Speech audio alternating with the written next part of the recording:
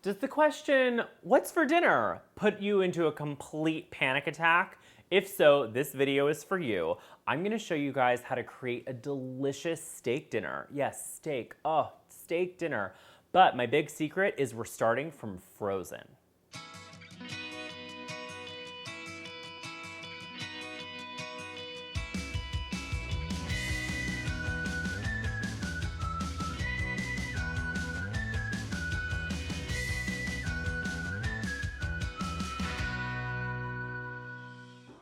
I'm really excited to work with ButcherBox to create this video. They have an amazing subscription service where you can get high quality meats and fishes and poultry and bacon delivered to your door. Speaking of bacon, they have this incredible promotion right now. It's called Bacon for Life. So if you follow the link in the description, it is amazing. You're gonna get $15 off, you're gonna get free shipping, and bacon for life. Hello, this only lasts till July 8th, so make sure and check out that link because it's going to be delicious.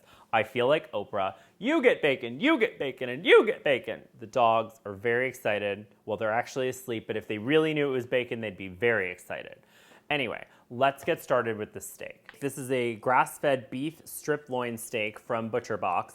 And when I said frozen, I wasn't kidding. I was talking Disney movie frozen, like super frozen.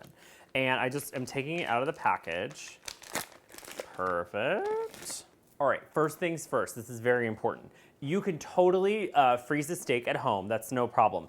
But you're probably not gonna vacuum seal it like ButcherBox does. So if you get like a frosty layer on top, you wanna make sure that you don't have any of that because it can actually cause a fire and be a complete nightmare. So we don't want that. Make sure it's super, super frozen and that there's no like liquid layer. And then just to sort of get things going, I'm going to use a little bit of oil. I'm just gonna do it on this little tray. And this is gonna help the salt to stick. I'm just gonna use this towel actually, because I don't wanna get my fingers too oiled up because I want the salt to stick. So just get that nice and oiled, perfect. And I've preheated my oven to 350 degrees. And I put my cast iron skillet inside so that it gets nice and hot, okay? And then now we're just gonna go ahead and salt the steak. I like to do it from up high so it's nice and even. Don't be cheap on your salt, folks. Do not be cheap. You really want a lot of nice seasoning in here. It's gonna be fabulous. Now, I love black pepper. I love it. However, I get nervous that it's gonna burn my steak. So I don't do the pepper until the end. Because I like to get a nice sear. So we're just salting both sides here very liberally. I use kosher salt. If you guys are using table salt, it'll fall right through your fingers. It'll get way too salty. The coarser grind is much better for this. All right, so that is all set. Now I'm gonna take my pan out of the oven. Nice ripping hot cast iron skillet. If you guys don't have one of these, it's probably one of my most affordable pans, like 20 bucks at the hardware store. All right, perfect, so that's that. Then I'm gonna use a high heat oil and put a little bit of oil in the pan, maybe about a tablespoon and a half. Get that going. Nice. And now we're gonna turn on the flame here to very high. All right, now I'm gonna go ahead and sear this puppy. When you're searing, it's important not to move the protein, just let it sit there and get a nice crust. Once you have a crust, go ahead and flip it over, just like this. You want nice golden brown crust. And then once you've got that on both sides, go ahead and transfer it to a rack. What is a delicious steak without creamy, amazing potatoes? So I'm gonna do these smashed potatoes. Really, really easy. I actually put these in the microwave with a damp paper towel for 6 minutes, okay? That's the same as parboiling, so if you're not a fan of microwaves, you can also just parboil them in some simmering water until they're just about tender. The way I like to check my potatoes is I take a cake tester and I just put it right through the center so I can figure out how resistant it is. If it goes right through, they're tender. So you wanna do just under that so that you don't overcook them later. All right, so to get this going, all I'm gonna do is take these off. They are still a little warm, hot potato. And I'm gonna take my meat mallet and just give them a bang. Parking, traffic, dog destroyed something. That's me getting my aggression out. I highly recommend it. All right, let's finish this. I don't wanna get potato all over my life. Perfect. Okay.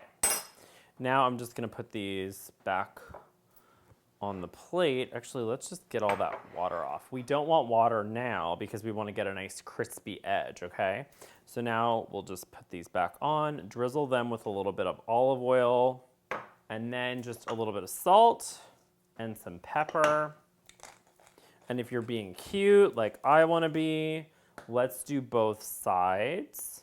And the great thing is, these are gonna go back in the oven with the steak, and the steak is gonna be on a rack so that it can finish cooking internally. So basically the idea with what we did here is we seared the outside, then we're finishing the steak in the oven. So it's just a really great way to take that steak, again, from rock hard frozen to your table in no time at all. I'm planning on having it in the oven for just about 10 minutes. So I will check the temperature and we'll see where it ends up. But for now, these are gonna join our steaks in the oven. Okay, our steak and potatoes are in the oven. Now we're gonna make this incredible red wine mushroom sauce. It is also very, very easy. What we need is some delicious bacon. This is the Bacon for Life from ButcherBox, and it will change your life if you get it. And we are gonna have some chicken stock, some red wine, and shallots, mushrooms, and a little bit of butter, salt and pepper, and maybe a little bit of lemon at the end. All right, here's how we do the sauce. Heat the same pan that we cooked the steaks in to about medium, and then add in your bacon. We want to cook this over medium because we want to render the fat. If we cook it too fast, we won't get that fat. Once you've got it nice and golden, give it a stir. You want this to be pretty even. And then once it's golden all over, we're gonna go ahead and take that out with a slotted spoon and transfer it to a paper towel lined plate. Now add those beautiful mushrooms. I recommend doing this in 2 steps because you don't want to crowd the mushrooms. And then go ahead and add your salt and some pepper. I always like to season as I cook. Very important tip there. And then once these are gorgeous and golden brown, remove those with a slotted spoon and add them to a bowl. They can just hang out until later. Now add in the shallots and give those a nice stir. You want to just shake those up a little bit, get a little bit of color, not too much. Once you've got some color, add in the red wine, and we're gonna bring this up to a rolling boil because we want to reduce this by about half. When it's reduced, we want to add in the chicken stock, followed by a little sprig of some fresh thyme. Bring it back up to a rolling boil. Once that reduces, you'll take out the thyme sprigs. Gorgeous. And then we're going to add in the butter, give that a nice swirl. This really creates a delicious sauce. Taste it, add a little lemon if it needs a little pop. All right, everything's all set. It just needs to be pulled together on a plate. So we're gonna go ahead and slice the steak. I went ahead and rested that for about 10 minutes on a rack. So I'm just gonna pull that over here.